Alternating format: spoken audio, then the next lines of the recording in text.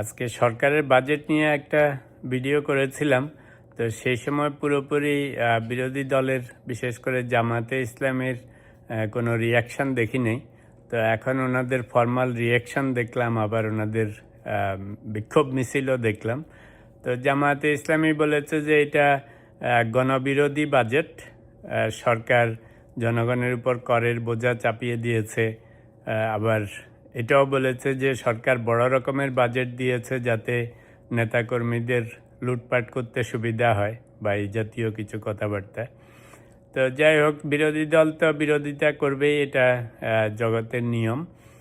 তবে একটা জিনিস একটু আলোচনা করতে ইচ্ছে করতেছে, সেটা হচ্ছে যে আমরা সবসময় সংস্কার নিয়ে কথা বলি, গণ অভ্যুত্থানের কথা।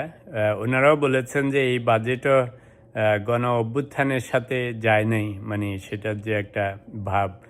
তো গণ অভ্যুত্থানের সাথে যায় নাই, আচ্ছা না হয় মানলাম। এত সংস্কারের মধ্যে একটা সংস্কার কি বাংলাদেশে করা যায় না, যে কিছু হলেই অমনি বিক্ষোভ মিছিল, তারপরে একে অপরকে নেম কলিং করা, এই একটা সংস্কার কি করা যায় না? কিছু একটা হলেই বিক্ষোভ মিছিল করতে হবে, অমনি হাজার হাজার লক্ষ লক্ষ লোক রাস্তায় নেমে যায়। পৃথিবীর কোনো সভ্য দেশে এই জিনিস আর দেখি না।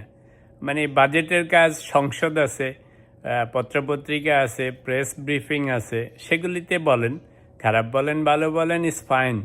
কিন্তু কথায় কথায় বিক্ষোভ মিছিল কেন করতে হবে? কথায় কথায় এরকম সারাক্ষণ লুটপাটের কথা কেন বলতে হবে? যেই মানুষগুলির সাথে সকাল বিকাল সংসদে দেখা হয়, সরকারি দল বিরোধী দলের সাথে, বিরোধী দল সরকারি দলের সাথে, আপনাদের এমপি মন্ত্রীরা নিজেরা নিজেদের সাথে দেখা সাক্ষাৎ হয়, প্রধানমন্ত্রী বিরোধী দলীয় নেতা নিজেদের মধ্যে দেখা সাক্ষাৎ হয়, মন্ত্রী মিনিস্টারদের সাথে দেখা সাক্ষাৎ হয়, এমপিদের দেখা সাক্ষাৎ হয়। তো আপনারা তো সবাই দেশের আইন প্রণয়নকারী, সংসদের সব সাংসদ। তো আপনারা হচ্ছেন, আপনাদেরকে দেখে মানুষ শিখবে। তো সেই মানুষগুলি যেখানে সেখানে আজে বাজে কথা বলেন বিপরীত পক্ষকে নিয়ে, যে লুটপাট করবে, এরকম কথা অফিস আদালতেও মানুষ বলে না। এই কালচারটারই সংস্কার করতে হবে প্রথম। অর্থাৎ সরকারি দল বিরোধী দলকে, বিরোধী দল সরকারি দলকে, ইয়েস ডিফারেন্স অফ ওপিনিয়ন হবে, কিন্তু যখনই সুযোগ পাবেন তখনই গালাগালি করা, লুটপাট করা, একজন আরেকজনকে দুর্নীতিবাজ বলা, শুনতেও খারাপ লাগে। আবার যখন দেখা হয় আপনারা মুখ দেখান কেমন করে? আমরা তো বন্ধু বান্ধব, আত্মীয় স্বজন কাউকে যদি ভুলেও খারাপ কিছু বলে ফেলি, তো তাদের সামনে যেতেও লজ্জা লাগে, মুখ দেখাতে লজ্জা লাগে, কথা বলতে লজ্জা লাগে। আপনাদের লাগে না? এরকম নির্লজ্জ কেমন করে হন যে বাইরে এসে একজন একজনকে খুব খারাপ কথা বলেন, আবার একটু পরে সংসদে যেয়ে দেখা সাক্ষাৎ হয়? তো যাই হোক, উদ্দেশ্য হচ্ছে যে গণ অভ্যুত্থান হয়েছে, খালি সংস্কার চাই, সংস্কার চাই।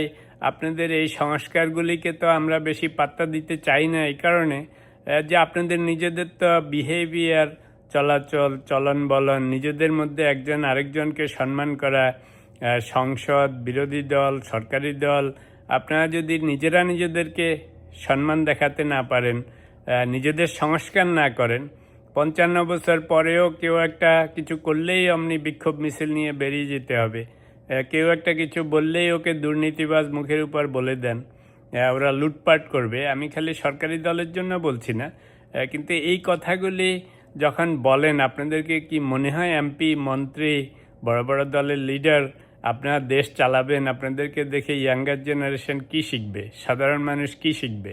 তো এই জন্য বলবো যে সকল সংস্কারের আগে আপনারা যারা সিনিয়র রাজনৈতিক নেতৃবৃন্দ আছেন, আপনাদের মনের সংস্কার করেন, ভাষার সংস্কার করেন, একে অপরকে সম্মান করার একটা সভ্যতা, ভব্যতা, এগুলি শেখেন।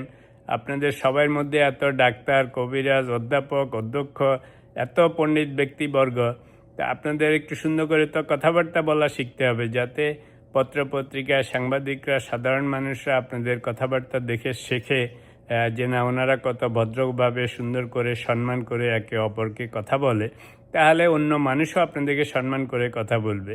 তো এই কালচারটা চেঞ্জ করতে হবে, যে কথায় কথায় অন্যকে খারাপ বলা, কথায় কথায় বিক্ষোভ মিছিল নিয়ে রাস্তায় বেরিয়ে যাওয়া, এই সমস্ত রাজনৈতিক সংস্কার সব কিছুর আগে করতে হবে।